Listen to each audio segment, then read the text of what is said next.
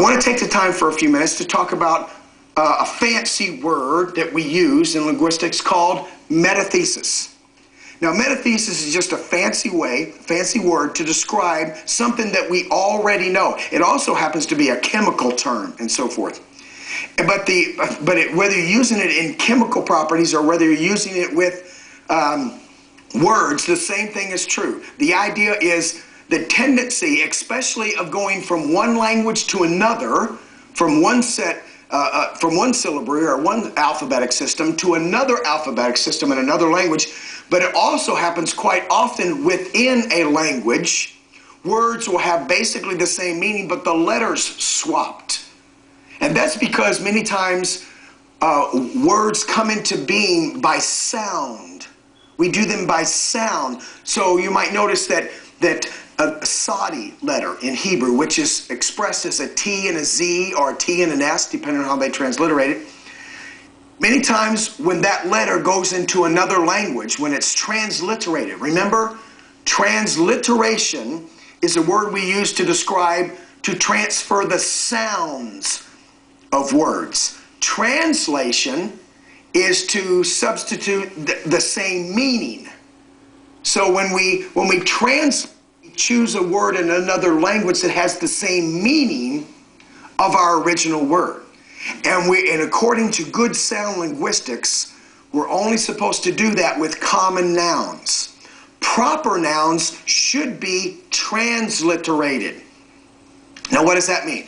Transliteration means to choose another sound in another language. The reason why we do it with proper nouns, remember what proper nouns are. Proper nouns are names, people, places. And for example, a mountain, a city, a country, a name. My name, Brad, is a proper noun. So when I go to another language system, they're not supposed to translate Brad into their language. For example, if you look up the word Brad in a dictionary, it says a thin wire nail that is sometimes off-center. Well, that's a pretty good description of me, I think. In other words, it's a pinhead. Look up Brad. When you say, look it up. It says something like a pinhead. It says a thin nail with a small head that's sometimes off-center. That's a translation of Brad. Okay, and so some people might translate Brad in another language as a pinhead. But Brad is a proper noun, like Yeshua is a proper noun, like Yahweh is a proper noun. So any linguist knows that you transliterate those words. You don't translate them.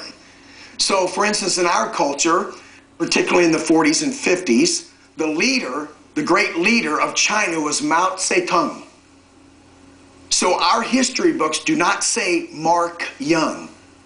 Okay? They do not try to translate the word into some other thing. In our textbooks, what does it say? It says Mao Zedong. Why does it say Mao Zedong instead of translating it to some other word? Because Mao Zedong is a proper noun, and so you transliterate it. You translate common nouns like king or shoe or field and things like that. Okay, now with that in mind, in the process many times of going from one system to another, language system to another, or even within a language, letters get swapped around. So TZs, the Sadi letter in Hebrew, sometimes ends up as STs in other languages. The st sound, because of the sound of it, sounds very similar. So an ayin and a shin, the way they're pronounced, sometimes gets swapped when someone goes to write them down. But you can see they mean the same thing. It still has something to do with wasting. It's just it went through the process of metathesis. Let me give you some examples. I think I might have done this in the past, but let me give you a few examples in the English language of how this works. Today, we say ask, A-S-K. But originally, 400 or 500 years ago, if you will, in the Mid-English and the Older English, that was written and pronounced as ax. It was A-K-S. Over time, because of the way it sounded, it ended up getting swapped to ASK. But actually, it's properly pronounced in the beginning, if you will, at least in English, as AKS. 600 years ago, it was B-R-Y-D. B-R-Y-D. Now it's B-I-R-D. It was brid. Now we pronounce it bird. Centuries ago, it was hros. H-R-O-S. But then over time, the letters got swapped, and it's now horse. Is the way we pronounce it. Years ago, these birds would fly around the ditches and the sides of the road and so forth, and they would dive into these ditches and eat this grass that was growing in the ditches. And so they called that stuff in the ditch sparrow grass. But over time, the letters got swapped around, and now we call it asparagus. But originally, it was sparrow grass. One more example, and then I won't bore you with this, I'll go on. Years ago, we go out to the garden, and there were these bright little things with these patterns on their back going around the garden. They were called flutterbys. Flutterbys.